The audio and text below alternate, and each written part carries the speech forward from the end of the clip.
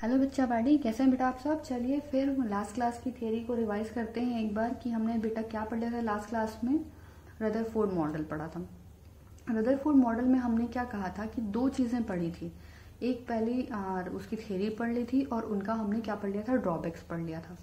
Rutherford के drawbacks दो आए थे। पहला ड्रॉबैक ये आया था कि उन्होंने स्टेटमेंट दिया था कि इलेक्ट्रॉन जब रोटेट करता है तो वो किसी भी ऑर्बिट में रोटेट करता है, जबकि एक्चुअल आपको पता है कि इलेक्ट्रॉन क्या करता है बेटा, एक पर्टिकुलर ऑर्बिट में ही रोटेट करता है। ठीक है, जिसको बोलते हो ना K shell, L shell, M shell, N shell. तो क्या है, वो इलेक्ट्रॉन रोटेट करते हैं, वही सेल तो है ना। तो मतलब आपको पता है कि इलेक्ट्रॉन क्या करते हैं, अब एक फिक्स ऑर्बिट पे ही रोटेट करते हैं, वो हर ऑर्बिट पे रोटेट नहीं करते। बट रदरफोर्ड ने क्या कहा था कि इलेक्ट्रॉन हर सेल पे, हर ऑर्बिट पे क्या करता है, रोटेट करता है, कहीं भी रोटेट कर लेगा। बोलिए के और एल के बीच में भी, एम और एन के बीच में भी, कहीं भी रोटेट करता है। ये पहली चीज थी। ठीक, सेकंड उनका ड्रॉबैक क्या कहा था भैया, उस समय तो नहीं पता था ना, जब रदरफोर्ड कॉन्सेप्ट दे रहे थे उस समय नहीं पता था कि गलत बोल रहे हैं, बाद में पता चला कि गलत बोल रहे हैं। इसीलिए हम अभी से बता देते हैं कि वो ड्रॉबैक है।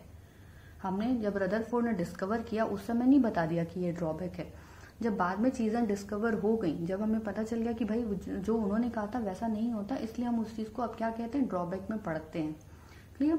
सेकेंड ड्रॉबैक उनका था क्या, उन्होंने क्या बोला था कि जो इलेक्ट्रॉन है वो कहीं भी रिवॉल्व कर सकता है।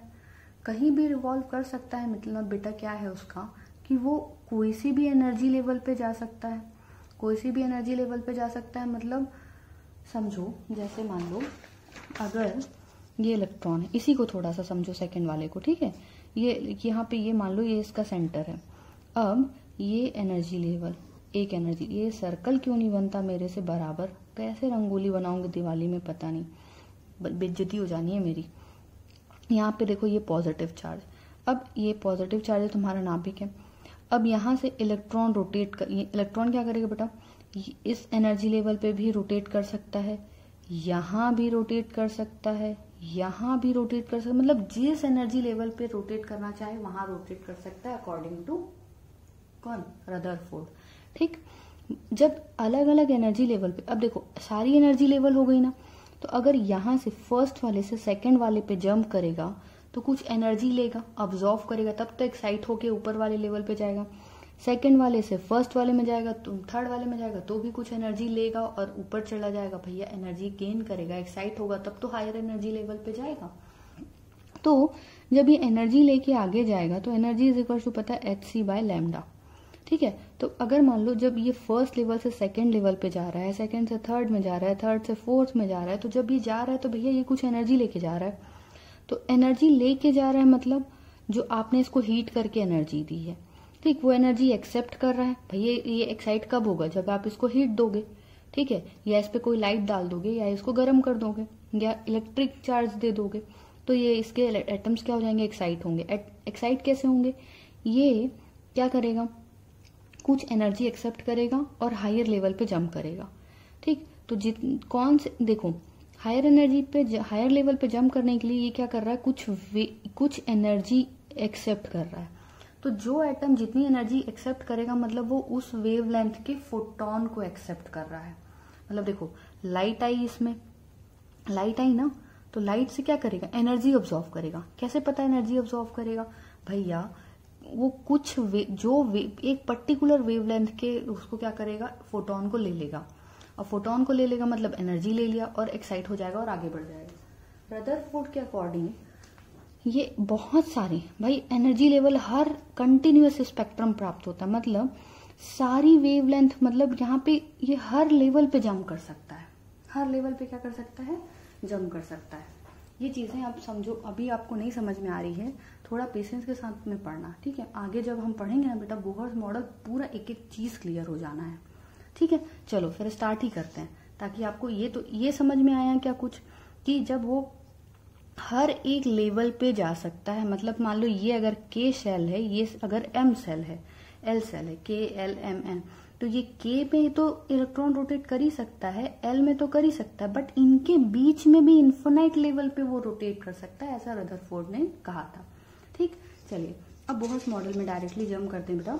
बोहर्स मॉडल यहाँ क्यों लिखा मैंने पता नहीं मुझे, क्योंकि मैंने पूरा इसका थ्योरेटिकल कॉन्सेप्ट यहाँ लिख के रखा है। आई थिंक मुझे ऐसे लिखना चाहिए, ये ऐसा होना चाहिए था। टॉपिक लिख लो, बाकी यहाँ से लिखते हैं, ठीक है। मैंने लिख के रखा था टाइम बचाने के लिए। देखो पहला इन्होंने कॉन्सेप्ट दिया, इन्होंने कहा कि इलेक्ट्रॉन, इसको बोहर्स पोस्टुलेट कहते हैं, ठीक है, या बोहर कॉन्सेप्ट बोल लो, जो बोलना है बोल लो। पोस्टुलेट बोलना है पोस्टुलेट बोल लो, कॉन्सेप्ट बोलना है बोल लो, जो बोलना है बोल लो, स्टेटमेंट बोल लो। ये बोहर्स के स्टेटमेंट है, क्लियर। देखो electron can revolve only in certain stable orbits. Their orbits have fixed energy and these are called energy level or stationary level. समझो क्या बोल रहे हैं ये। देखो अभी हमने देखा कि यहाँ पे हमारा क्या होता है बेटा, न्यूक्लियस होता है। यहाँ पे हमारा क्या होता है, न्यूक्लियस होता है। अब न्यूक्लियस के सराउंडिंग में हमारे पास क्या होते हैं, यहाँ इलेक्ट्रॉन रोटेट कर रहे होते हैं। यहाँ इलेक्ट्रॉन रोटेट करता है, यहाँ इलेक्ट्रॉन रोटेट कर सकता है, ठीक है। हर जगह इलेक्ट्रॉन रोटेट कर सकता है। मान लिया यहाँ इलेक्ट्रॉन, यहाँ इलेक्ट्रॉन, ठीक। अब देखो इन्होंने वही कहा कि electron can revolve only in certain stable orbits. किसमें रोटेट करते हैं, only in certain stable orbit. Her orbit पे रिवॉल्व नहीं करता। बोहर्स मॉडल का पहला सेंटेंस ही रदरफोर्ड को क्या कर रहा था, उनके सेंटेंस से डिसएग्री कर रहा था। उन्होंने कहा था कि इलेक्ट्रॉन किसी भी ऑर्बिट पे रिवॉल्व कर सकता है, ठीक। और इन्होंने अपने पहले स्टेटमेंट में ही क्या कहा कि नहीं, इलेक्ट्रॉन हर ऑर्बिट पे रिवॉल्व नहीं करेगा, वो किसी सर्टेन स्टेबल ऑर्बिट पे रिवॉल्व करेगा। सर्टेन स्टेबल ऑर्बिट मतलब जैसे मान लो अगर इस ऑर्बिट पे रिवॉल्व कर रहा है, या इस ऑर्बिट पे रिवॉल्व कर रहा है, या किसी और ऑर्बिट पे रिवॉल्व कर सकता है, बट हर ऑर्बिट पे रिवॉल्व नहीं करेगा। समझ में आई चीज, ठीक। This orbit have fix energy, और जिस ऑर्बिट पे वो रिवॉल्व करता है उस ऑर्बिट की क्या होती है बेटा, फिक्स एनर्जी होती है। मतलब अगर मैं बोलूं कि ये ऑर्बिट है, ये ऑर्बिट है जिस पे इलेक्ट्रॉन रिवॉल्व कर रहा है, ठीक, तो ये फिक्स ऑर्बिट है ना, तो इस ऑर्बिट की एनर्जी अलग होगी, इस ऑर्बिट की एनर्जी अलग होगी। जैसे मैं अगर बताना चाहूँ, जो आगे कैलकुलेशन से मिला हुआ है, बट अभी इसके लिए याद रखना, तो शुरू से देखते जाओगे ना तो वैल्यूज याद हो जाएंगी। इस ऑर्बिट की जो वैल्यू मिली है ना, दैट इज -13.6 केवी फर्स्ट वाले की। सेकेंड वाले की जो एनर्जी आई है ना, दैट इज -3.4 केवी। फोर्थ वाले की भी बना दूं क्या, ताकि तुम लोग को बाकी की भी याद रहे, थर्ड और फोर्थ की। थर्ड वाला जो शेल आता है ना, उसकी जो एनर्जी आती है that is -1.5 KV, okay. And then fourth, ये तो कुछ ज्यादा ही बड़ा बन गया, कहाँ बनाऊं इसको मैं,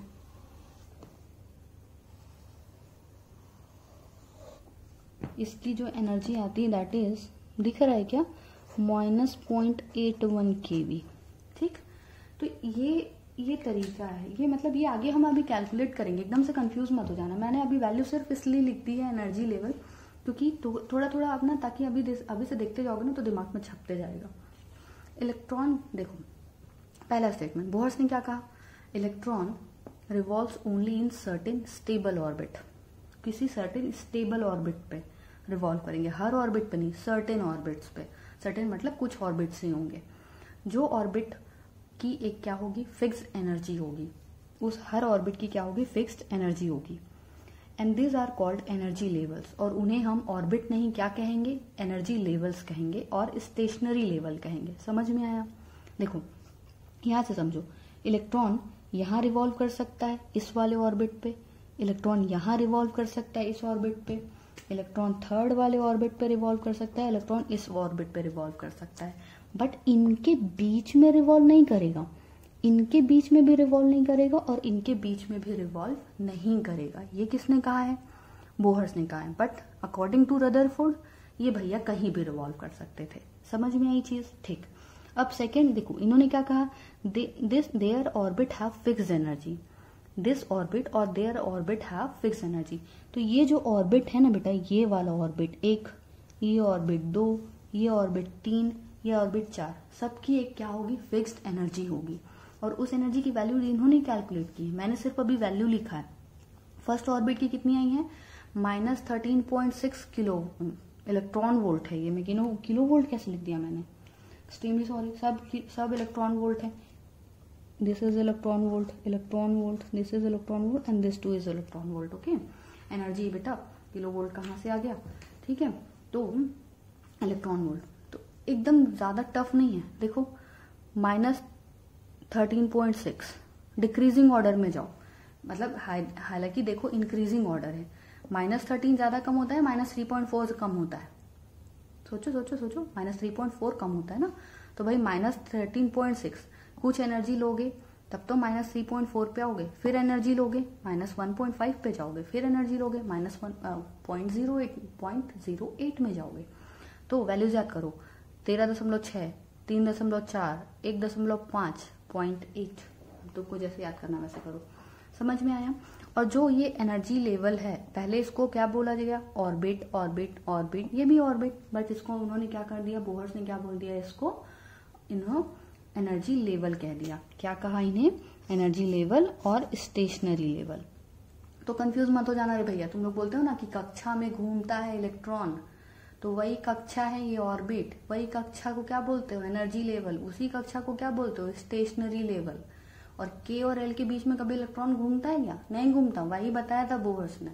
समझ में आ रही चीज, रिलेट कर पा रहे हो, क्योंकि अब तो पढ़ चुके हो, है ना, तो अभी की दुनिया में हो तुम लोग, ये तो पास्ट की बातें बेटा, वही चीज बताई थी उन्होंने। चलिए सेकेंड स्टेटमेंट पे आते हैं। सेकेंड स्टेटमेंट है कि ये वैसे बाय द वे ये तीनों मिला के फर्स्ट स्टेटमेंट है, मैंने इसको समझाने के लिए 3 पार्ट में तोड़ दिया है। सेकेंड में बोलते हैं electron have same energy as that of the orbit in which it is revolving. Electron की सेम एनर्जी होगी वो जिस ऑर्बिट में रिवॉल्व कर रहा है उसके बराबर। मतलब देखो ऑर्बिट, ये ऑर्बिट की एनर्जी कितनी है, -13.6 इलेक्ट्रॉन वोल्ट। तो अगर इस ऑर्बिट में ये वाला इलेक्ट्रॉन रोटेट कर रहा है तो इस इलेक्ट्रॉन की रोटेट कितनी होगी, एनर्जी कितनी होगी, इस ऑर्बिट की एनर्जी के बराबर। Electron have same energy as that of the orbit in which it is revolving. Electron की एनर्जी उस ऑर्बिट की एनर्जी के बराबर होगी जिसमें वो रिवॉल्व कर रहा है। समझ में आई चीज, ठीक। थर्ड चीज देखो, ये तुम्हारी जिंदगी बदलने वाला है। जिंदगी ना मिलेगी दोबारा, देखी हो कि नहीं रही, वैसी वाला, अभी दिमाग खराब हो जाएगा तुम लोग का। लिखता है while revolving in a particular energy level, electron do not emit any radiation। क्या बोला, while revolving in a particular energy level, electron does not emits any radiation। भैया रदरफोर्ड को तो इसी बेसिस में गलत करके आए हो कि वो क्या करता है, मैक्सवेल की थ्योरी की बेसिस पे, है ना, कि वो रिवॉल्व करता है इलेक्ट्रॉन तो उसमें एक्सेलरेशन होता है। एक्सेलरेशन है मतलब क्या हुआ कि वो एनर्जी एमिट करेगा, और एनर्जी एमिट करेगा मतलब उसकी एनर्जी कम हो जाएगी तो सेंटर पे आके गिर जाएगा और घूमना बंद कर देगा। इस लेवल पे रदरफोर्ड को गलत किए कायदे से, इसलिए रदरफोर्ड गलत नहीं हुए थे। रदरफोर्ड गलत साबित इसलिए हुए थे क्योंकि उन्होंने कहा था, मैक्सवेल की थ्योरी के कारण रदरफोर्ड गलत साबित नहीं हुए। रदरफोर्ड के देखो, रदरफोर्ड ने क्या की थ्योरी के अकॉर्डिंग बेटा, ये इलेक्ट्रॉन, ये पॉजिटिव चार्ज, इसके सराउंडिंग में इलेक्ट्रॉन घूम रहा है, ठीक है। अब ये इलेक्ट्रॉन क्या कर रहा है बेटा, ये इसमें एक्सेलरेशन है, एक्सेलरेशन के कारण इसकी एनर्जी लॉस हो जाएगी, सेंटर पे आ जाएगा, ये मैक्सवेल ने कहा। तो ये रदरफोर्ड का कॉन्सेप्ट इसलिए गलत नहीं हुआ। ये गलत क्यों हुआ, ये गलत इसलिए हुआ क्योंकि इन्होंने कहा था कि ये किसी भी क्या होगा, किसी भी ऑर्बिट पर रिवॉल्व करेगा। ठीक, यहाँ गलती समझ में आई। मैक्सवेल की थ्योरी के हिसाब से ये गलत साबित नहीं हुए थे। हालांकि उन्होंने उस समय उनको माना गया था कि वो मैक्सवेल की थ्योरी के हिसाब से ये चीज गलत है, लेकिन रदरफोर्ड बोहर्स मॉडल आने के बाद ये सारी चीजें गलत साबित हो गई, क्योंकि बोहर्स मॉडल काफी सेटिस्फैक्टरी मॉडल था। तो समझ में आया बोहर्स रदरफोर्ड गलत क्यों हुए, क्योंकि उन्होंने कहा था कि इलेक्ट्रॉन किसी भी ऑर्बिट पे रोटेट करते हैं, लेकिन एक्चुअल में इलेक्ट्रॉन एक फिक्स्ड ऑर्बिट पे रोटेट करते हैं और उस ऑर्बिट की एनर्जी फिक्स होती है, कोई रेडिएशन एमिट नहीं करते हैं। समझ में आया इतना? चलो, अगर इतना समझ में आ गया तो फिर आगे बढ़े। अभी तक क्या समझा कि भाई जब इलेक्ट्रॉन रोटेट करेंगे तो किसी सर्टेन ऑर्बिट्स पर रोटेट करते हैं, मतलब यही इलेक्ट्रॉन यहाँ भी जा सकता है, यहाँ भी जा सकता है, यहाँ भी जा सकता है। ऐसा नहीं है कि ये इसी ऑर्बिट पे घूमेगा, ये इलेक्ट्रॉन इन ऑर्बिट्स में आपस में पोजीशन एक्सचेंज कर सकते हैं, बट ये इलेक्ट्रॉन इनके बीच में कहीं नहीं जा सकते, ठीक। और हर ऑर्बिट की एनर्जी फिक्स होती है, इलेक्ट्रॉन की एनर्जी उसके ऑर्बिट की एनर्जी के बराबर होती है, और जब इलेक्ट्रॉन रोटेट करता है किसी ऑर्बिट पे तो वो रेडिएशन एमिट नहीं करता है। Am I clear to you? इतनी चीजें याद हुई? चलो याद कर लेना, समझ गया, एक्स्ट्रा टाइम एफर्ट नहीं देना। नेक्स्ट स्टेटमेंट में आ जाते हैं, ठीक है। अब देखो नेक्स्ट स्टेटमेंट क्या कहता है बेटा, electron can revolve only in those circular orbits for which the orbital angular momentum of electron is an integer multiple of h by 2 pi। अब ये तो बहुत मुश्किल हो गया मैडम, कौन से लैंग्वेज में पढ़ दिए आप। सिंपल सी बात है, ये कह रहा है इलेक्ट्रॉन सिर्फ उसी ऑर्बिट पे रोटेट करेंगे। Electron can revolve only in दो सर्कुलर ऑर्बिट। समझ में आया यहाँ तक का मतलब? इलेक्ट्रॉन कहाँ रिवॉल्व करेंगे? सिर्फ उन्हीं सर्कुलर ऑर्बिट पे रिवॉल्व करेंगे for which the orbital angular momentum, जिनके लिए एंगुलर मोमेंटम की वैल्यू, जिनके लिए इलेक्ट्रॉन के एंगुलर मोमेंटम की value integer multiple of h by 2 pi होगी। समझ में आया चीज? देखो मतलब अगर मैं एंगुलर मोमेंटम को L से डोनेट कर दूं, एंगुलर मोमेंटम को अगर मैं किसे डोनेट कर दूं? L से, तो L that is angular momentum, तो दैट विल बी इंटीजर मतलब कांस्टेंट। अब समझो, integer multiple of h by 2 पाई मतलब, और थोड़ा सा डिस्क्राइब करते हैं। चलो देखो, मान लो इलेक्ट्रॉन है, ठीक। अब ये रोटेट करेगा तो ये यहाँ रोटेट करेगा, ये सॉरी यहाँ तो पॉजिटिव चार्ज है, इलेक्ट्रॉन यहाँ है, ठीक। ये इलेक्ट्रॉन रोटेट कर सकता है तो बेटा इस सेल में रोटेट करेगा, इस सेल में रोटेट करेगा, यही तो हमने पढ़ा, एक फिक्स्ड ऑर्बिट पे रोटेट करेगा। इसके लिए ये दूसरा स्टेटमेंट दे रहे हैं कि उस सेल का डेफिनेशन बता रहे हैं कि वो सेल कहाँ पे है एक्चुअल में, ठीक है। सेल को क्या कर रहे हैं, ये बेसिकली सेल को डिफाइन कर रहे हैं कि कहाँ वो ऑर्बिट कहाँ है। इन्होंने तो बोला ना भैया, ये देखो क्या बोला इस सेंटेंस में, पहले वाले में electron can revolve only in certain stable orbit. तो भैया बोल तो दिए, और लोग तुमसे पूछेंगे नहीं क्या कि कैसे बोल दिए भैया सर्टेन स्टेबल ऑर्बिट, कौन सा सर्टेन स्टेबल ऑर्बिट बताओ तो सही। तो इन्होंने ये बताया कि वो सर्टेनेबल ऑर्बिट्स कौन से होंगे, तो ऐसे ऑर्बिट होंगे जिनका एंगुलर मोमेंटम, या जिन ऑर्बिट के लिए इलेक्ट्रॉन का angular momentum integer multiple of h by 2 पाई होगा। समझ में आया? नहीं आया? फिर से देखो, ये मान लिया ये एंगुलर मोमेंटम है, L मान लिया, मान लो, नहीं मानना है तो भी मानो, ठीक। तो L is equals to h by 2 pi हो सकता है, 2h by 2 पाई हो सकता है, 3h by 2 पाई हो सकता है, 4h by 2 पाई हो सकता है, बट 1.5h by 2 पाई नहीं हो सकता, क्योंकि that is not an integer value. 3 by क्यों लिखूं, जैसे लिख लेते हैं 3.2h by 2 पाई नहीं हो सकता, that is not an integer value. समझ में आई चीज? तो मतलब उन ऑर्बिट्स पे इलेक्ट्रॉन क्या करेगा, रिवॉल्व करेगा, जिनके लिए एंगुलर मोमेंटम की value integer multiple of h by 2 pi होगी। अब समझ में आया? Electron will revolve only in दो सर्कुलर ऑर्बिट्स, सिर्फ उन्हीं सर्कुलर ऑर्बिट्स पे इलेक्ट्रॉन रिवॉल्व करेगा जिनके लिए एंगुलर मोमेंटम की वैल्यू क्या होगी बेटा, पॉजिटिव या integer multiple of h by 2 pi होगी। एंगुलर मोमेंटम की वैल्यू क्या होनी चाहिए, an integer multiple of h by 2। Cut ही गया रे, इतना मतलब अच्छे से साफ सुथरा लिखा था मैंने। मतलब देखो L is equal to h by 2 pi हो सकता है, 2h by 2 pi, 3h by 100, 99, जो रखना है रख लो, 1000, 2000 जो रखना है रख लो, बट आप क्या नहीं रख सकते। वैसे तो इसके बाद भी नंबर ऑफ सेल्स दिखाई नहीं देते, हम 4 ही सेल पढ़ते हैं ना, उसके बाद क्यों नहीं दिखाई, उसके बाद क्यों नहीं पढ़ते, वो भी पढ़ लोगे अभी। समझ में आ रही चीज? तो देखो n है ना, ये देखो 1 2 3, तो इसको n मल्टीपल लिख सकते हो ना भाई, n इंटू h by 2 पाई, तो वही तो लिखा मैंने, जिनके लिए जो एंगुलर मोमेंटम है that is integer multiplied by h by 2 पाई, और ये क्या है मेरा, इंटीजर है बेटा। समझ में आई चीज? ठीक, ये मेरे लिए क्या है, इंटीजर की वैल्यू है।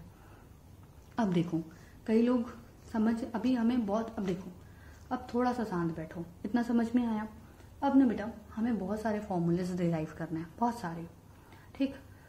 आज की जो क्लास है वो मैं फॉर्मूले डिराइव करने के बाद कंप्लीट कर दूंगी, और जब हम कल की क्लास या जो अगली क्लास करेंगे ना, उनमें इन सारे फॉर्मूलेज को लेके बोहस ने क्या कॉन्सेप्ट निकाला था ये बताऊंगी। समझ में आ रही चीज? चलिए फिर अपना डेरिवेशन स्टार्ट करते हैं। देखो एंगुलर मोमेंटम, ये एल क्या है, एंगुलर मोमेंटम है। एंगुलर मोमेंटम पढ़ रखे हो पहले, बताओ क्या होता है, बताओ, छोड़ने नहीं वाली मैं, बताओ जल्दी। बोलोगे मैडम कहाँ से बताएं, आप तो सुन ही नहीं रहे हो, आप तो रिकॉर्ड कर रहे हो।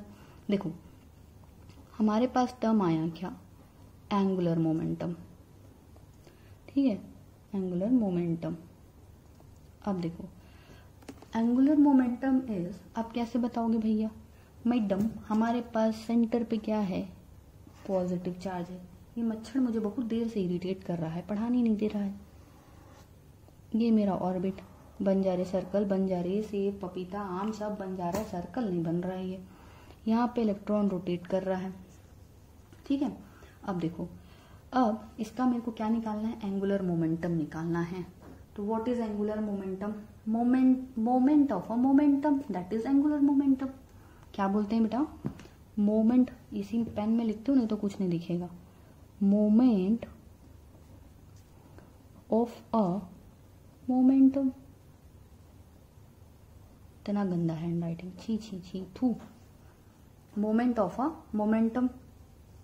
हमारे क्लास में कुछ बच्चे ऐसे हैं जिनकी राइटिंग इतनी सुंदर है कि मेरे को लगता है शायद मेरे को अगला जन्म 3-4 जन्म तो लेने ही पड़ेंगे उनके जैसा लिखने के लिए। शालिनी भी उनमें से एक है। चलो देखो अब मोमेंट ऑफ अ मोमेंटम। अब जैसे मोमेंट कैसे निकालना भैया, मोमेंट मतलब समझो, मोमेंट मतलब क्या होता है, फोर्स इनटू डिस्टेंस, वैसे ही निकालते हो ना। तो यहाँ पे मोमेंट निकालना है, लेकिन फोर्स का मोमेंट निकालना है क्या, नहीं, किसका निकालना है, मोमेंटम का मोमेंट। तो मोमेंटम का मोमेंट कैसे निकालोगे, डिस्टेंस इनटू मोमेंटम। फोर्स का मोमेंटम निकालना होता है तो force into distance. Ultimately moment का निकालने के लिए डिस्टेंस से मल्टीप्लाई करना पड़ता है। अब चाहे तुम फोर्स का मोमेंट निकाल लो, चाहे तुम मोमेंटम का मोमेंट निकाल लो। मोमेंट निकालना मतलब मोमेंट इनटू डिस्टेंस, फोर्स का मोमेंट निकालना है यानी फोर्स इनटू डिस्टेंस। समझ में आई चीज? चलो अब इलेक्ट्रॉन है, किधर घूमेगा भैया, ऐसे घूम रहा है, ये इसकी वेलोसिटी का डायरेक्शन प्लस ये इसका आर, ये तो डिस्टेंस है ना, तो ये डिस्टेंस हो गया, ये इसके वेलोसिटी का डायरेक्शन। ये इलेक्ट्रॉन ऐसे घूम रहा है भाई, घूम जितना घूमना है, यहाँ पे इलेक्ट्रॉन, ये इसके वेलोसिटी का डायरेक्शन और ये इसका आर। तो मतलब बेटा मोमेंट निकालने के लिए क्या करना पड़ेगा, अगर मुझे निकालना है मोमेंटम तो या एंगुलर मोमेंटम, क्या डिनोट किया मैंने, एल। तो एल को क्या लिख सकते हो अपन, r into that is cross into p, momentum, ये लिखेंगे। मोमेंटम मतलब पी, मोमेंटम का मोमेंट निकाल रहे हो मतलब पी इंटू आर, ये लिखेंगे ना, मोमेंटम का मोमेंट पी इंटू आर, ठीक। देखो मोमेंटम निकाल लिया। अब मोमेंटम को क्या लिख सकते हो, मास इंटू वेलोसिटी लिख सकते हो। मोमेंटम को हम क्या लिख सकते हैं बेटा, cross multi mass into velocity लिख सकते हैं। अब देखो ये क्रॉस प्रोडक्ट हो गया, तो क्रॉस प्रोडक्ट के लिए फॉर्मूला क्या लिखते हो आप, क्रॉस प्रोडक्ट के लिए R M V sine theta लिखूं, साइन थीटा लिखूं क्योंकि क्रॉस प्रोडक्ट है। देखो क्रॉस प्रोडक्ट है sine theta, what is the angle, angle किसके बीच का है, थीटा किसके बीच का एंगल है बेटा, दो वेक्टर के बीच का। चाहे आप मोमेंटम देखो, अगर यहाँ पे देखोगे तो भी ये वेक्टर और इस वेक्टर के बीच का एंगल है, अगर यहाँ देखोगे तो आर और वी के बीच का एंगल है। तो ये आर हो गया और वी हो गया। अब एक बात बताओ, इलेक्ट्रॉन तो हमेशा, ये इलेक्ट्रॉन ऐसे रोटेट कर रहा बेटा, और इसका वेलोसिटी हमेशा पेरीफेरी से ही होगा ना। तो अगर इलेक्ट्रॉन यहाँ पे है तो ये एंगल हो गया 90, यहाँ पे है तो भी एंगल 90, यहाँ पे है तो भी एंगल क्या है बेटा 90 है। हर जगह देखो, हर जगह आर के बीच का और वेलोसिटी के बीच का, ये वेलोसिटी ये वेलोसिटी ये वेलोसिटी, हर जगह कहीं भी एंगल चेंज हो रहा है क्या, नहीं हो रहा। मतलब आर के बीच का और वेलोसिटी के बीच का एंगल क्या हमेशा 90 ही है। तो एंगुलर मोमेंटम को हम क्या लिख सकते हैं, एम वी आर। क्यों लिखा M we R, because sine 90 is 1। Sine 90 की वैल्यू क्या हो जाती है बेटा, 1 हो जाती है। तो यहाँ से मेरे को एंगुलर मोमेंटम की वैल्यू पता चल गई, एंगुलर मोमेंटम की वैल्यू पता चल गई। अभी इससे थोड़ी देर पहले पढ़ा था एंगुलर मोमेंटम बराबर n into h by 2 pi. What is n? n is a integer. Basically n is not an integer. Integer तो वो वैल्यूज में होगा, बट है क्या n? n बेटा नंबर ऑफ शेल है. नंबर ऑफ शेल, कितने सेल होते हैं वो नहीं रे, सेल का कौन सा नंबर है, शेल नंबर लिखना चाहिए बेसिकली मेरे को. नंबर ऑफ सेल लिखने से तुम लोग काउंट करके गिन दोगे. That is shell number. ठीक, शेल नंबर है या फिर ऑर्बिट नंबर है. What is N? Shell number और ऑर्बिट नंबर. समझ में आया? अगर सेल नंबर या ऑर्बिट नंबर है तो अगर मैं बोलूं आपको सेकेंड सेल का एंगुलर मोमेंटम कितना होगा, बताओ कितना होगा सेकेंड सेल का एंगुलर मोमेंटम. तो भैया यहाँ क्या रख दोगे 2, और ये क्या हो जाएगा एंगुलर मोमेंटम 2h by 2 पाई. खत्म. थर्ड सेल का बताओ angular momentum 3h by 2 pi. Fourth shell का 4h by 2 पाई. समझ में आया? अब ये एंगुलर मोमेंटम का वैल्यू इतना आ गया है, दोनों को मिला के लिख दो. क्या लिख सकते हो बताओ भाई? L इज इक्वल टू आया है mvr, और इधर क्या है बेटा nh अपॉन 2 पाई. तो this is the final value. ये वैल्यू हमें आगे याद नहीं रखनी भैया, न्यूमेरिकल्स अभी डिराइव करना बहुत सारा चीज. ये फॉर्मूला हम लेके आगे बढ़ेंगे. समझ में आ गया चीज? चलो, अब ये फॉर्मूला हमने डिराइव कर लिया किससे? बोहर्स मॉडल से. अब हम अगला फॉर्मूला डिराइव करेंगे बेटा किनसे? रदरफोर्ड मॉडल से. क्यों रदरफोर्ड मॉडल? मैडम वो तो गलत साबित हो गया. नहीं रे बेटा, वो गलत साबित नहीं हुआ था. बेचारे ने सिर्फ एक ही चीज गलत बोली थी कि वो किसी भी सेल पे रिवॉल्व कर लेता है, बाकी चीजें उसने सही बोली थी. ठीक है, चलो अब देखो ये हो गया. अब इसके अलावा बेटा समझो, हमें सबसे पहले क्या निकालना है. देखो बोहर्स मॉडल ने ये कहा था कि जो इलेक्ट्रॉन है वो ऑर्बिट पे क्या करते हैं? रिवॉल्व करते हैं. किसी ऑर्बिट पे, सर्टेन ऑर्बिट पे रिवॉल्व करते हैं. और हम क्या करने की कोशिश कर रहे हैं? उस ऑर्बिट का डिस्टेंस फाइंड आउट करने की कोशिश कर रहे हैं. पहले हमने कहा कि उस ऑर्बिट पे रिवॉल्व करेंगे जिसका एंगुलर मोमेंटम इसके बराबर होगा. समझ में आ रहा? जिसका एंगुलर मोमेंटम इसके बराबर होगा. अब सेकेंड चीज हम और फाइंड आउट करने की कोशिश कर रहे हैं कि भैया एक्चुअल में इस आर की वैल्यू क्या होगी. एंगुलर मोमेंटम के टर्म्स में तो पता चल गया, बट अगर डिस्टेंस पता चल जाए तो और अच्छी बात है. तो हम क्या करने की कोशिश कर रहे हैं? उसका डिस्टेंस फाइंड आउट करने की कोशिश कर रहे हैं. चलिए फिर स्टार्ट करते हैं. ठीक है, देखिए रदरफोर्ड ने क्या कहा था. रदरफोर्ड का मॉडल अगर आप लोग को याद आ रहा हो, ठीक, देखो तो इनमें ये क्या था बेटा, ये पॉजिटिव चार्ज था. एक इलेक्ट्रॉन क्या कर रहे थे बेटा, यहाँ रिवॉल्व कर रहे थे. अब जब ये इलेक्ट्रॉन रिवॉल्व कर रहा था तो यहाँ पे क्या था बेटा, इसके पेरीफेरी में ये इलेक्ट्रॉन, इसका ये वेलोसिटी का डायरेक्शन, और इस डायरेक्शन से क्या लग रहा था उसका. देखो इलेक्ट्रॉन रिवॉल्व करता है तो उसमें क्या लगता है? Centripetal force. भैया कोई चीज अगर रिवॉल्व कर रही है तो उसको क्या चाहिए? सेंट्रीपिटल फोर्स चाहिए. और यहाँ पे इसको रिवॉल्व, इस इलेक्ट्रॉन का मैं बोल दूं मास m है और इसका वेलोसिटी क्या है? v है. ठीक, ये इलेक्ट्रॉन यहाँ रिवॉल्व कर रहा है. इसको रिवॉल्व करने के लिए क्या चाहिए? इसको रिवॉल्व करने के लिए चाहिए सेंट्रीपिटल फोर्स. और वो सेंट्रीपिटल फोर्स इसको कहाँ से मिल रहा था बेटा? इलेक्ट्रोस्टैटिक्स फोर्स से, क्योंकि चार्ज है, ये पॉजिटिव चार्ज है, ये नेगेटिव चार्ज है. इन दो चार्ज के कारण, इस पॉजिटिव चार्ज और इस नेगेटिव चार्ज के कारण यहाँ पे क्या क्रिएट हो रहा है? Electrostatic force. ये क्या कर रहा है इलेक्ट्रॉन? ये जो है इलेक्ट्रॉन, ये इलेक्ट्रोस्टैटिक फोर्स का इलेक्ट्रोस्टैटिक फोर्स नहीं, कैलकुलेट करना तो सीख ही गया हो गया है अभी तक. इलेक्ट्रोस्टैटिक फोर्स का यार हिंदी में थोड़ी लिखूं मैं, कहाँ लिखूं रे, मैंने लिख देती हूँ डायरेक्टली. इलेक्ट्रोस्टैटिक फोर्स को कैसे यूटिलाइज कर रहा है? वो सेंट्रीपिटल फोर्स के जैसे. बेसिकली मुझे पूरा सेंटेंस लिखना था, it is using electrostatic force as a centripetal force. ठीक, मतलब क्या हो रहा है? सेंट्रीपिटल फोर्स यूज हो रहा है as a electrostatic force. Clear? अब सेंट्रीपिटल फोर्स की वैल्यू क्या लिख सकते हो आप? मैं लिख सकती हूँ क्या? mv²/r लिख सकते हैं. बिल्कुल भैया, सेंट्रीपिटल फोर्स तो आपको पता ही होगा, नहीं पता होगा तो कूट कूट के पीटी में तुम लोगों को. समझ में आया? ठीक, अब यहाँ पे ये सेंट्रीपिटल फोर्स हो गया तुम्हारा, और यहाँ पे इलेक्ट्रोस्टैटिक फोर्स लिख लो. इलेक्ट्रोस्टैटिक फोर्स का वैल्यू क्या आएगा? इलेक्ट्रोस्टैटिक फोर्स की वैल्यू भाई सबको तो पता ही है क्या आती है हमारी, 1/4πε0 इंटू Q1 Q2/r². यही वैल्यू आएगी, यही आएगी. क्योंकि चार्ज के लिए अब चार्ज लिख और डायरेक्ट हमने साइन कन्वेंशन नहीं लिया। देखो ये इलेक्ट्रॉन में नेगेटिव चार्ज है, यहाँ पॉजिटिव चार्ज है। जब हम फोर्स निकालते हैं तो हमें साइन कन्वेंशन की जरूरत नहीं पड़ती। साइन कन्वेंशन चार्ज निकालने के लिए बहुत कंपलसरी है, बट फोर्स निकालने के लिए कंपलसरी नहीं है। ठीक, तो अब ये देख लिया। अब इनमें से आगे बढ़ते हैं। तो ये हो गया बेटा mv²/r, यहाँ पे 1/4πε0। What is the value of Q1 and Q2? Q1 is what भैया? Q1 इलेक्ट्रॉन का चार्ज है। इलेक्ट्रॉन में चार्ज है मतलब इलेक्ट्रॉन का चार्ज क्या होता है? E। अब मैं सिर्फ E लिख रही हूँ, क्यों? मेरे को साइन कन्वेंशन नहीं लेना है क्योंकि this is just a force. ठीक है, अब देखो Q2, what is Q2? Q2 is charge of, what is Q2? Q2 is charge of आपका प्रोटॉन या फिर न्यूक्लियस। तो देखो अगर ये न्यूक्लियस का चार्ज है बेटा, तो न्यूक्लियस का चार्ज हमने पिछली क्लास में भी देखा था।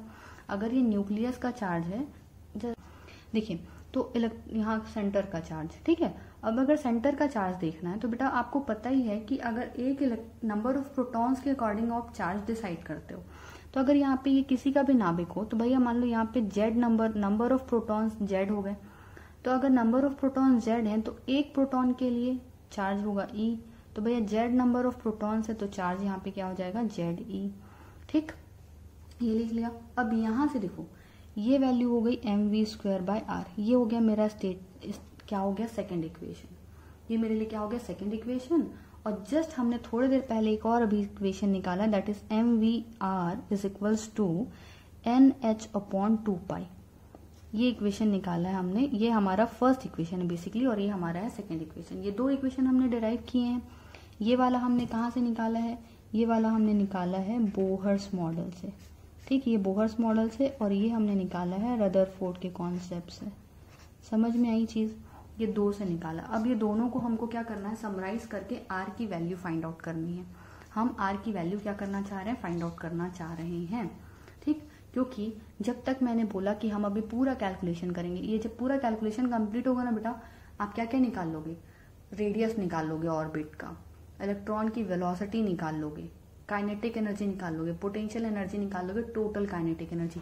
इतना सारा कैलकुलेशन करना है। समझ में आ रहा? अब देखो इसमें क्या करना है, इक्वेशन नंबर 1 को, इक्वेशन नंबर 1 सॉरी नहीं दिख रहा, इक्वेशन नंबर 1 का स्क्वायर कर देना है और फिर डिवाइड कर देना है किससे? इक्वेशन नंबर 2 से। समझ में आया? 1 का स्क्वायर करके 2 से डिवाइड कर देना। जैसा किया वैसा कर रहे हैं भाई, एक्सपेरिमेंट है। अगर नहीं करते ऐसा तो हम साइंटिस्ट नहीं बन जाते यार। देखो तो इसलिए जैसा जैसा वो लोग किए वैसा अपन को करना पड़ेगा। क्या हो जाएगा? m² v² r²। Clear? m² v² r² is equals to n² h², ये n और h, ठीक, डिवाइडेड बाय 4π²। ये हो गया कितना? 1 का स्क्वायर, इक्वेशन नंबर 1 का स्क्वायर। अब 2 से डिवाइड करो तो ये हो गया डिवाइड वाला लाइन, बड़ा वाला, ताकि मैं कंफ्यूज ना हो जाऊं। मैं इसको कुछ और काम कर लेती हूँ। तो ये डिवाइड हो गया। अब इक्वेशन नंबर 2, तो इक्वेशन नंबर 2 मतलब mv²/r इस तरफ है, इस तरफ में 1/4πε0 ZE² डिवाइडेड बाय में r²। समझ में आया? ठीक, अब देखो पहले इसको समराइज करके लिख लेते हैं वरना बहुत दिक्कत होती है। ठीक है, कैंसिल आउट करते समय तो फिर एक आध चीज छूट जाएगी। m² v² r² into r, ये वाला और ऊपर चला जाएगा, डिवाइडेड बाय में mv², ये v है।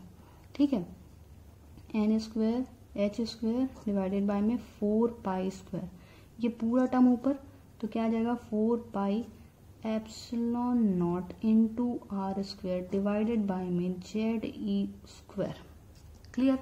अब कैंसिल आउट करो, v² कैंसिल आउट, m और m कैंसिल आउट। ठीक, अब देखो 1 pi cancel out, 4 cancel out. ठीक है, क्या बच गया?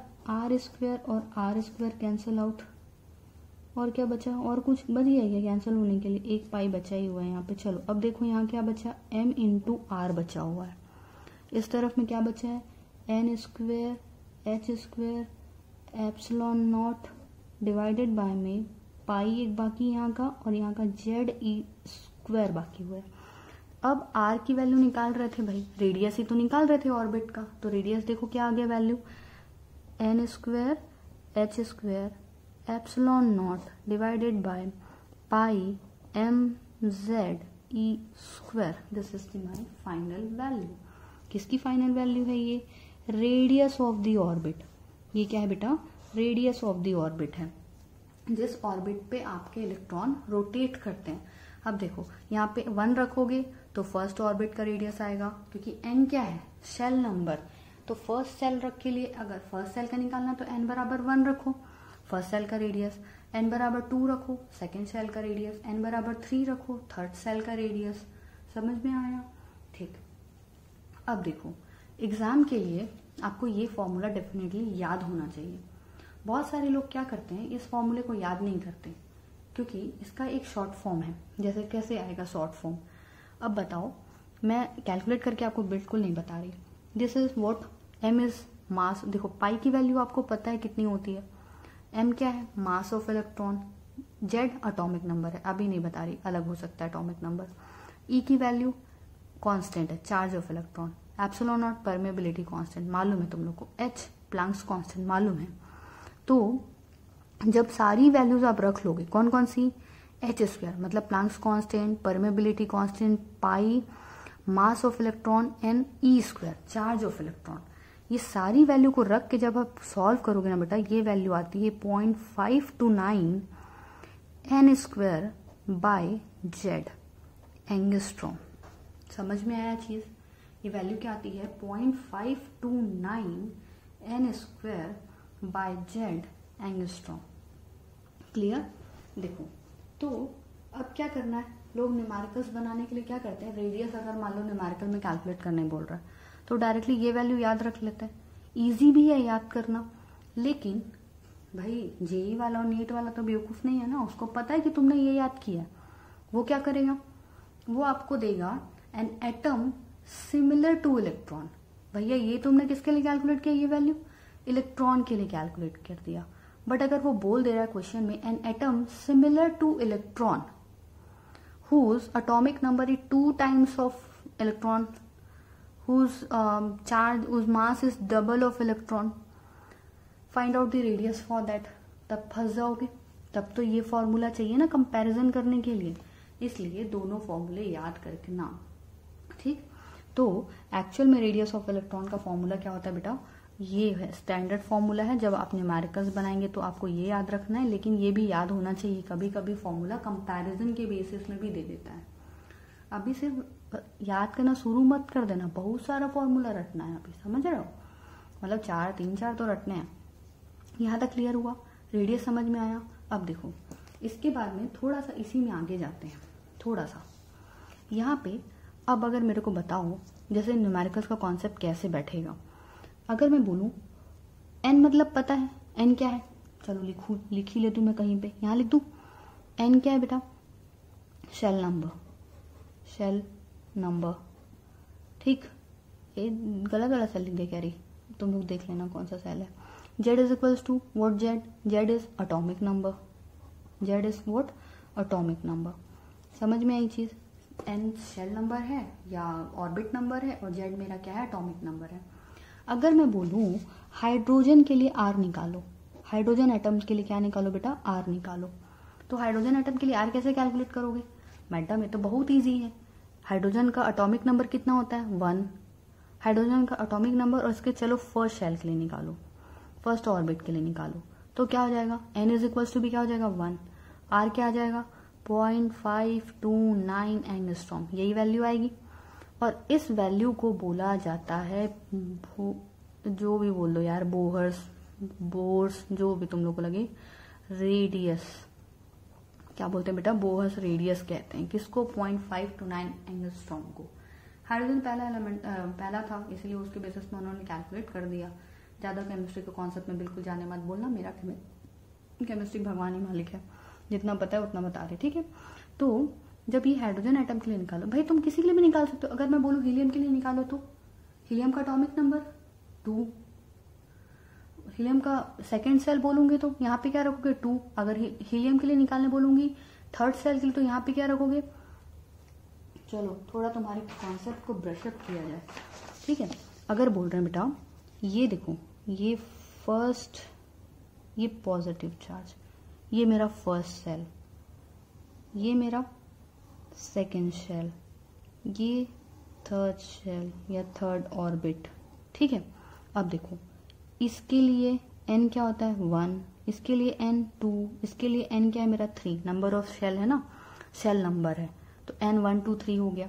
अब ये वाले को क्या बोलते हो, इसको बोलते हैं हम कौन सा state, ground state, ground state बोलते हैं हम। ये सेकंड वाले को हम क्या बोलते हैं, सेकंड वाले को हम बोलते हैं first excited state, first excited state. इसको क्या बोलते हैं, सेकेंड एक्साइटेड स्टेट। ठीक, अब क्वेश्चन में अगर तुमसे पूछ they find out the radius, चलो हीलियम हाइड्रोजन लिथियम के लिए चलो, ठीक, लिथियम के थर्ड शेल के लिए, लिथियम के थर्ड शेल के लिए रेडियस फाइंड आउट करो, या बोल दिया लिथियम के लिए, लिथियम के थर्ड सेल के लिए। तो लिथियम का थर्ड सेल मतलब क्या रखोगे, फॉर्मूला 0.529, लिथियम का एटॉमिक नंबर 3, और आपका थर्ड सेल के लिए फाइंड आउट करना है तो n इज इक्वल टू क्या हो जाएगा 3 का स्क्वायर, खत्म काम। समझ में आया?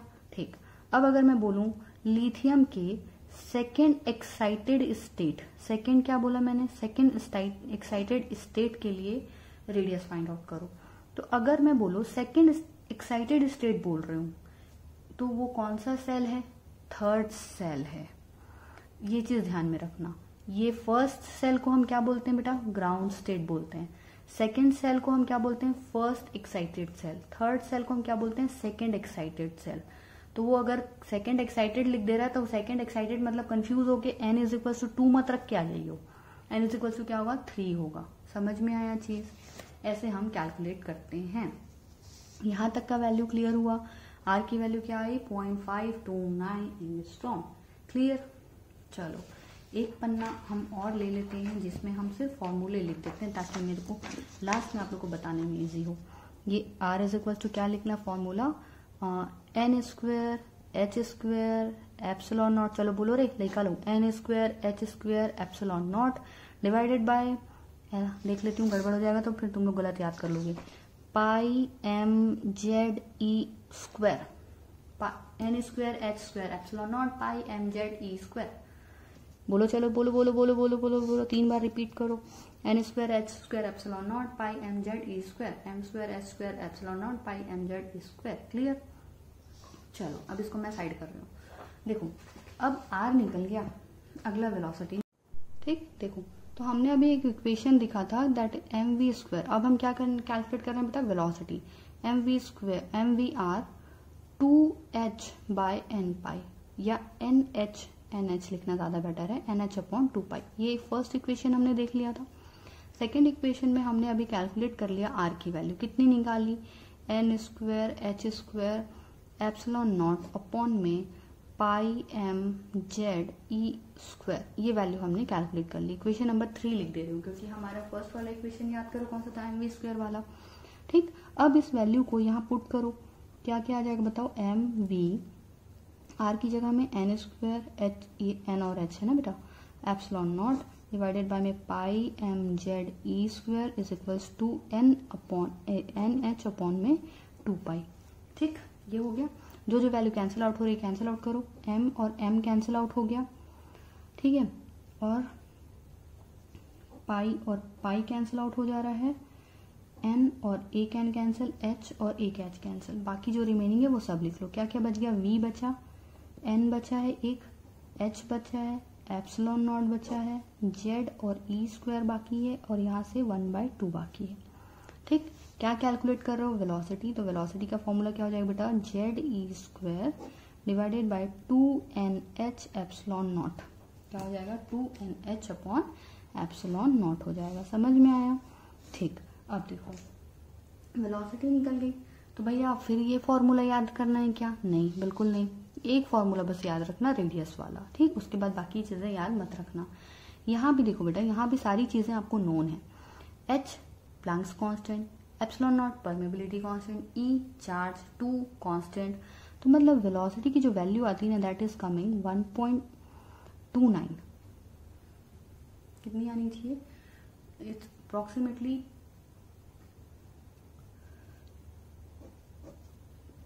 2.9 समथिंग गड़बड़ कर रहे थे, 2.9 इंटू 10⁻6। बुक से एक बार मैच कर लेना प्लीज़, ठीक है।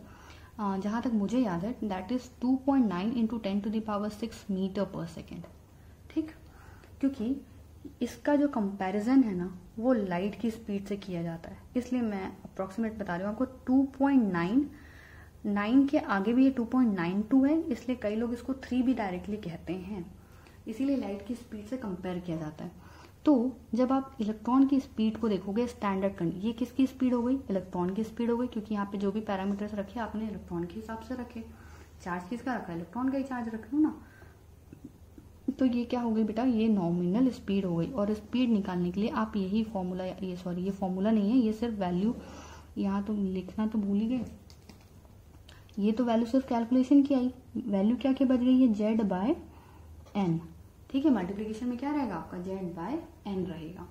देखो क्योंकि बाकी सारी चीजें नोन, उसको कैलकुलेट करोगे तो इतना आएगा, मल्टीप्लीकेशन में क्या आएगा बेटा, Z/N आएगा। समझ में आ गई चीज। तो ये आ गई तुम्हारी वेलोसिटी का फॉर्मूला। मतलब रेडियस के लिए कौन सा याद रखोगे, 0.529 वाला, इनटू में क्या है तुम्हारा, इनटू में कौन सा है, n²/z, ये वाला फॉर्मूला, ठीक। और आप वेलोसिटी के लिए ये वाला फॉर्मूला याद रखेंगे। समझ में आ गई चीज, वेलोसिटी। अब देखो इसको कभी कभी इस फॉर्मूले को ना शॉर्ट में करके ऐसा भी लिखा रहता है, V/c इज 1/137। कंफ्यूज मत हो जाना रे भैया, कुछ नहीं है, ठीक। ये देखो ये 3 से कम है ना, जो लाइट ऑफ स्पीड है वो 3 पॉइंट समथिंग समथिंग है, इंटू 10⁸ है। तो जब इससे कंपेयर करोगे तो ये 100 टाइम्स ज्यादा होगी ना स्पीड ऑफ लाइट, बस वही लिखा है।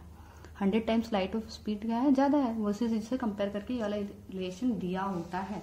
कुछ बहुत बड़ी चीज नहीं है वो। समझ में आ गई चीज। अब देखो वेलोसिटी निकाल लिए, तो अब हम क्या निकाल सकते हैं बेटा, इजिली हम अब काइनेटिक एनर्जी निकाल सकते हैं, ठीक। काइनेटिक एनर्जी का फॉर्मूला क्या होता है, 12mv² होता है, ठीक। तो 12mv, अभी वेलोसिटी अभी निकाले हो, देखो क्या निकला है, ZE² डिवाइडेड बाय में 2NH∈0, यही इसका होल स्क्वायर, यही फॉर्मूला आएगा। अब सीधा सीधा कैलकुलेट कर दो, क्या आ जाएगा, m z का स्क्वायर e की पावर में 4 डिवाइडेड बाय में 4 n का स्क्वायर h का स्क्वायर ε0 का स्क्वायर, कुछ कैंसिल आउट नहीं होगा, mz स्क्वायर e की पावर में 4 डिवाइडेड बाय में 8 n स्क्वायर h स्क्वायर ε0 का square. This is the value of your kinetic energy. ये किसकी वैल्यू आ गई बेटा, काइनेटिक एनर्जी की। अब जब काइनेटिक एनर्जी की वैल्यू आई तो काइनेटिक एनर्जी का वैल्यू के साथ साथ हम क्या कर सकते हैं, काइनेटिक एनर्जी की वैल्यू भी निकाल सकते हैं। जब काइनेटिक एनर्जी की वैल्यू निकालोगे बेटा तो हम पोटेंशियल एनर्जी भी तो निकाल ही सकते हैं, ठीक। पोटेंशियल एनर्जी का फॉर्मूला बताओ। अब बहुत सारे ऐसे बच्चे होंगे महान आत्मा जिन लोग पोटेंशियल एनर्जी बोलते साथ ही mgh बोलेंगे। बोल रहे हो ना, बोले ना, बोले ना, निकला ना मुंह से mgh, बिल्कुल नहीं। पोटेंशियल एनर्जी का फॉर्मूला क्या लोगे, Q1 Q2 बाय में R इंटू में 1/4πε0। ये वाला फॉर्मूला क्यों बेटा, चार्ज है ना रे, दो ठो चार्ज, पॉजिटिव चार्ज और इलेक्ट्रॉन, उसके बीच में इलेक्ट्रोस्टैटिक फोर्स है, वही का सब कैलकुलेट कर रहे हो, ठीक है। तो ये वैल्यू लोगे। अब चार्ज तुमको पता ही है, चार्ज क्या है, एक का चार्ज है Ze और एक का चार्ज है E। अब बोलोगे मैडम यहाँ पे हम साइन कन्वेंशन के साथ लेना पड़ेगा, दैट इज -E, ठीक है, डिवाइडेड बाय में R, और यहाँ पे क्या जाएगा 1/4πε0। R की वैल्यू क्या है, निकाले हो ना कैलकुलेट करके, कहाँ निकाले हो, ये तो निकला है R की वैल्यू, पुट करो R की वैल्यू वहां पे, तो आ जाएगा Z माइनस ऑफ लिख रही हूँ, ठीक है, -ZE² डिवाइडेड बाय में R n² h² ε0 और डिवाइडेड बाय में जो आएगा दैट इज πmze² इंटू 1/4πε0, ठीक, यही आएगा। चलो कैलकुलेट कर दूं, देखो क्या क्या बच रहा है बेटा, मुझे आएगा कि इनसे पेज की जरूरत पड़ेगी, मैं यहाँ लगा देती हूँ, दिख रहा है, ठीक है। देखो अब इसके बाद अगर हम कैलकुलेट करने जाएंगे तो यहाँ पे कुछ कैंसिल आउट हो रहा है क्या, कुछ भी नहीं हो रहा है कैलकुलेट, ऐसे कैसे हो गया, चलो लिखते हैं -Z, ठीक है, माइनस हो गया, Z हो गया, M यहाँ पे है, M यहाँ पे भी, पाई और पाई कैंसिल आउट हो रहा है, ठीक, पाई और पाई कैंसिल आउट हो रहा है, तो पाई पाई कैंसिल आउट कर दिया। ई की पावर में कितना आ जाएगा, 4 आ जाएगा, तो ई की पावर में क्या आ गया, 4। यहाँ पे कुछ बचा है, जेड, एक जेड यहाँ है और एक जेड यहाँ है, तो मतलब जेड का क्या है यहाँ पे, स्क्वायर है, ठीक है। डिवाइडेड बाय, देखो जेड है, यहाँ भी जेड है, तो जेड का स्क्वायर हो गया। ई की पावर में क्या हो गया, 4, एम बाकी है, तो एम का एज इट इज। डिवाइड में देखो क्या क्या है, 4 है, एन स्क्वायर है, एच स्क्वायर है, एप्सिलॉन नॉट का स्क्वायर है। ये आ रही मेरी वैल्यू किसकी, पोटेंशियल एनर्जी की। समझ में आया। काइनेटिक एनर्जी का फॉर्मूला ऊपर लिख रही हूँ जो हमने अभी कैलकुलेट किया है। देखो क्या कैलकुलेट किया है, M Z square E square 8 n square H square epsilon not का स्क्वायर, इसी को मैं नोट कर रही हूँ, M Z square E square divided by में 8 n square H square epsilon not का स्क्वायर, ठीक। अब एक बात बताओ, दोनों सिमिलर दिख रहे हैं कि नहीं दिख रहे हैं। अगर मैं इसमें मल्टीप्लाइड बाय इसमें पोटेंशियल एनर्जी में 2 का मल्टीप्लाई कर दूँ, 2 का डिवाइड कर दूँ, तो that is -2 Z M E to the power 4 divided by में 8 n square H square epsilon not का स्क्वायर, एग्जैक्टली सेम हो जाएगा। और फिर potential energy is equal to क्या लिख पाओगे, -2 इंटू काइनेटिक एनर्जी। सही लिखा या गलत लिखा बताओ एक बार। देखो ये वाली वैल्यू पूरी किसके जैसी है, सेम यही फॉर्मूला है, इसीलिए सिर्फ मल्टीप्लाई किया और कुछ नहीं किया। 2 का मल्टीप्लाई क्यों किया, उस फॉर्मेट में, क्योंकि बाकी सारी चीजें तो मैच हो गई थी। समझ में आ गई चीज, ठीक। तो पोटेंशियल एनर्जी बराबर क्या लिख सकते हो, 2 इंटू काइनेटिक एनर्जी, ठीक। अब देखो, अब अभी और भी चीजें बाकी है, थोड़ी सी इजी है, ज्यादा है लेकिन इजी है, टफ नहीं है। सिर्फ एक की वैल्यू निकाल के दूसरे में ही पुट कर रहा हूँ, समझ रहा हो। ये चीजें टफ नहीं है, बस ज्यादा है। अब देखो, अब ज्यादा नहीं है, थोड़ा सा खत्म होने पे ही आ गया है, ठीक है। पेशेंस के साथ पढ़ो। टोटल एनर्जी कैसे निकालोगे बेटा, कौन कौन सी एनर्जी निकाले हो अभी, पोटेंशियल एनर्जी और काइनेटिक एनर्जी, 2 ही तो निकाले, दोनों एनर्जी पुट कर दो। देखो क्या होगा, potential -2 z square m E to the power 4 divided by में 8 n square H square epsilon not का square plus kinetic energy m Z square e to the power 4 divided by में 8 n square H square epsilon not का square. Base same है तो same ही लिख दो, n square H square epsilon not का square, -2 + 1 -1 मतलब सीधा माइनस ही लिखो, -z square m e to the power 4। This is the total energy. समझ में आई चीज। मतलब अगर मैं क्या लिखना चाहूँ बेटा, इसी टर्म में अगर लिखना चाहूँ, ठीक है, तो व्हाट इज टोटल, इसके बराबर में क्या लिख सकते हो, 2 into potential energy, 2 into total energy. समझो, अगर इसमें देखो, इसमें क्या कर दो, 2 का मल्टीप्लाई कर दो टोटल एनर्जी में। अगर मैं टोटल एनर्जी में क्या कर दूं, मल्टीप्लाइड बाय 2 कर दूं, तो ये किसके बराबर हो जाता है, पोटेंशियल एनर्जी के बराबर हो जाता है। अगर इसमें 2 का मल्टीप्लाई करोगे तो क्या हो जाएगा, देखो 2 का मल्टीप्लाई करने से 2 4 हो जाएगा, 1/4 हो जाएगा, ये ऑलरेडी माइनस में है। हमारा पोटेंशियल एनर्जी भी क्या है बेटा, माइनस में ही है। इसीलिए एक कॉमन सेंटेंस लिखा जाता है, potential energy is -2 times kinetic energy and 2 times of the total energy. आपको ये सेंटेंस याद होना चाहिए। This sentence is very very important. Guard बांध के रख लो इसको, रट्टा मार लो, घोल लो, पी लो, जैसा भी। Potential energy is -2 times of kinetic energy and 2 times of the total energy. इसके बेसिस में क्वेश्चंस मिलते हैं, ये फॉर्मूले के बेसिस में क्वेश्चन अभी तक मुझे देखने में नहीं मिले हैं। समझ में आई चीज, ठीक। अब देखो, ये पोटेंशियल, भैया टोटल एनर्जी भी तो कैलकुलेट कर सकते हो इजीली। जैसे वेलोसिटी की वैल्यू निकाल ली, कितना निकाला, 2.9 10 टू द पावर में 6 मल्टीप्लाइड बाय समथिंग। सेम वैसे ही टोटल एनर्जी भी निकाल सकते हो। कैसे निकाल सकते हो, Z atomic number, mass fixed, E fixed, H fixed, epsilon nought fixed, 8 constant. क्या बच गया, सिर्फ बच गया जेड स्क्वायर और डिवाइडेड बाय में बच गया एन स्क्वायर।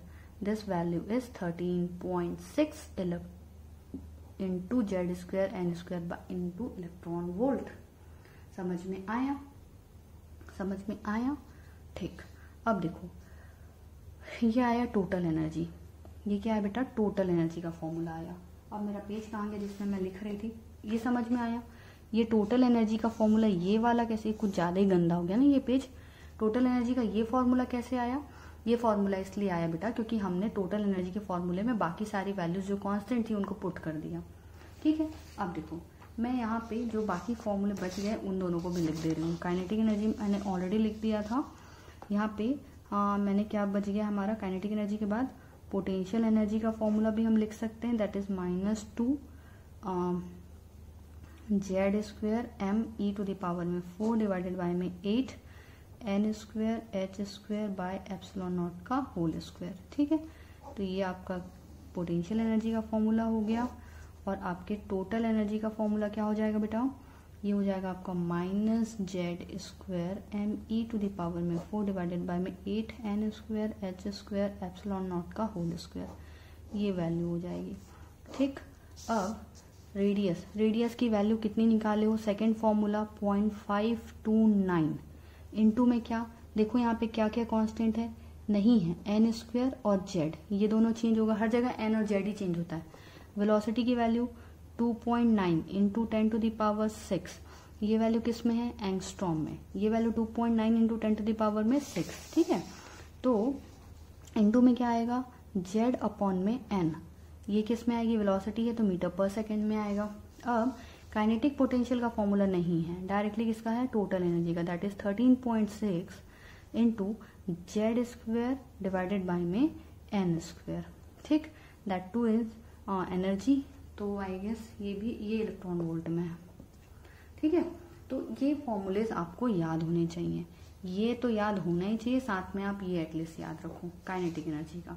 ठीक है, अब देखो इतना आपको समझ में आया, ये पूरी चीजें रिवाइज करोगे, ये पूरी चीजें आप पढ़ के रखोगे, पूरी चीजें रिवाइज करोगे। ठीक, अब एक छोटी चीज मैं आपको बता दे रही हूँ, बहुत गाली देने वाली हूँ ना मेरे को मन ही मन में, मैडम बस करो, जान ले लोगे क्या बच्चों की। अभी हमने देखा कि हमारा टोटल एनर्जी का फॉर्मूला कितना है बेटा, देखो टोटल एनर्जी, तुमको मजा आएगा रे, कॉन्सेप्ट नहीं समझे हो अभी, जितना पढ़ लिए हो ना अभी समराइज तो किए ही नहीं हो, तो कैसे समझ में आएगा। ये हमने पढ़ा टोटल एनर्जी का फॉर्मूला, मैंने स्टार्टिंग पेज में क्या बनाया था बताओ, अगर मेरे पास बताओ हाइड्रोजन एटम है, कौन सा एटम, मैडम एक ही तो एटम आपको पता है, हाँ मेरे को तो यही पता है, तुम लोग को जो पता है तुम लोग उसके लिए निकालना, समझ गए बड़ू लोग। देखो हाइड्रोजन एटम का अगर मुझे फर्स्ट सेल के लिए निकालना है टोटल एनर्जी, तो टोटल एनर्जी क्या हो जाएगी, फर्स्ट सेल मीन्स 13.6, क्यों, क्योंकि फर्स्ट सेल के लिए Z is equals to 1 and N is equals to 1. Am I clear to you? तो फर्स्ट सेल की energy 13.6 electron volt, this is the total energy for the first shell, समझ में आया। ठीक, what is the energy for second shell, भैया second shell निकालना है madam, 13.6, second cell के लिए वैल्यू 4, अबे 2 हो जाएगा ना यहाँ पे, सेकेंड सेल मतलब N is equals to 2, और एटॉमिक नंबर, सॉरी ये एटॉमिक नंबर है क्या, गड़बड़ तो नहीं कर दिया, टोटल एनर्जी Z/n², तो एटॉमिक नंबर तो 1 ही होता है, 1 का square, what is n, n मतलब आपका नंबर, तो ये टोटल 4, 1 का स्क्वायर 1 और ये 2 का स्क्वायर 4, तो अब इसको कैलकुलेट करोगे तो क्या आ जाएगा, 3.4 इलेक्ट्रॉन वोल्ट टोटल एनर्जी। तो ये आ गई सेकेंड सेल की टोटल एनर्जी। ठीक, थर्ड सेल की भी निकाल सकते हो, 13.6, व्हाट इज n, तो n तो z तो 1 ही आना है, n क्या आ जाएगा 3, तो 3 9 हो जाएगा, तो ये आ जाएगा तुम्हारा 1.5 इलेक्ट्रॉन वोल्ट और टोटल एनर्जी। अब 4 सेल के लिए निकालना है तो 16 कर लो, मतलब कहाँ पहुंच गए, इस पन्ने में। कैसे पता चला भैया, देखो बोला था ना फर्स्ट सेल की एनर्जी कितनी होगी 13.6, सेकेंड सेल की -3.4, थर्ड की 1.5 और फोर्थ की 0.81। तो इतना कैलकुलेशन किया हमने क्या क्या कैलकुलेट कर लिया, सोचो, इलेक्ट्रॉन का ऑर्बिट कैलकुलेट कर लिया, मतलब हर ऑर्बिट की हमने एनर्जी निकाल ली, हर ऑर्बिट का हम वेलोसिटी हर ऑर्बिट में इलेक्ट्रॉन का वेलोसिटी निकाल सकते हैं। हर ऑर्बिट में इलेक्ट्रॉन की काइनेटिक, इलेक्ट्रॉन की पोटेंशियल, इलेक्ट्रॉन की टोटल एनर्जी सब कैलकुलेट कर सकते हो। कैसे कैलकुलेट कर सकते हो भैया? इतना जो कैलकुलेट किया अभी क्या है, यही सब तो है। और आपको तो अभी पता ही है कि अलग अलग एटम हैं, तो अलग अलग एटम है बेटा, तो आप सभी को देख रहे हो। अब देखो फॉर्मूले के हिसाब से हर जगह जेड और एन है, हर फॉर्मूले में क्या है, जेड और एन। मतलब इसका क्या हो रहा है कि अगर अलग अलग एटम हैं तो अलग एटम के लिए रेडियस अलग, अलग एटम के लिए रेडियस अलग, मतलब हर एटम अलग अलग ऑर्बिट पे रोटेट करेगा। जरूरी नहीं है जिस ऑर्बिट पे हाइड्रोजन रोटेट करता है उसी ऑर्बिट पे कौन रोटेट कर ले, हीलियम रोटेट कर ले, उसका ऑर्बिट डेफिनेटली अलग होगा। ठीक, ये चीज समझ में आई? तो बस यही चीज आपको समझनी थी। इतना हमने एनालिसिस आज किया है, इसके बेसिस में हम और भी एनालिसिस है वो नेक्स्ट क्लास में करेंगे। ठीक है, बहुत सारी एनालिसिस बची हुई है, मैंने बिल्कुल भी समराइज नहीं किया, मेरा क्लास बंद करने का मन भी नहीं कर रहा, पर तुम लोग पीटोगे मेरे को, इसलिए मैं बंद कर रही हूँ। ठीक, चलो फिर अगली क्लास में मिलते हैं।